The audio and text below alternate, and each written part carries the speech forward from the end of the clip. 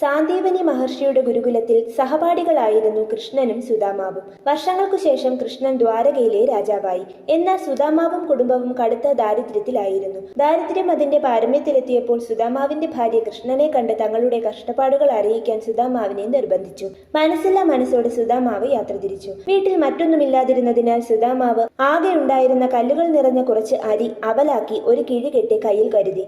നടന്നു ക്ഷീണിച്ച് അവശനായി ദ്വാരകയിലെത്തിയ സുദാമാവിനെ കാവൽ കടത്തിവിട്ടില്ല. എന്നാൽ കൃഷ്ണൻ അതിസന്തോഷത്തോടെ പുറത്തേക്ക് ഓടി വന്ന് കൂട്ടുകാരനെ ആശ്ലേഷിച്ച് അകത്തേക്ക് ആനയിച്ച് യഥാവിധി സൽക്കരിച്ചു. മടിയോടെ മറച്ചു പിടിച്ചിരുന്ന വിയർപ്പിൽ കുതിർന്ന അവിൽ വാങ്ങി കൃഷ്ണൻ ഒരു പിടി വായിലേക്കിട്ടു. സൽക്കാരങ്ങൾക്കു ശേഷം ഒന്നും പറയാതെ സുദാമാവ് വീട്ടിലേക്ക് തിരിച്ചു. കൃഷ്ണനെ കണ്ടതു തന്നെ സന്തോഷം എന്ന് ആ ദരിദ്ര ബ്രാഹ്മണൻ വിചാരിച്ചു. എന്നാൽ തിരികെ എത്തിയപ്പോൾ തന്റെ കുടിലിന്റെ സ്ഥാനത്ത് കൊട്ടാരം കണ്ട് അദ്ദേഹം അത്ഭുതപ്പെട്ടു. എല്ലാം കൃഷ്ണലീലയാണെന്ന് മനസ്സിലാക്കിയ അദ്ദേഹവും കുടുംബവും ആ സമൃദ്ധിയിൽ കൃഷ്ണനെ സ്മരിച്ചു കഴിഞ്ഞു.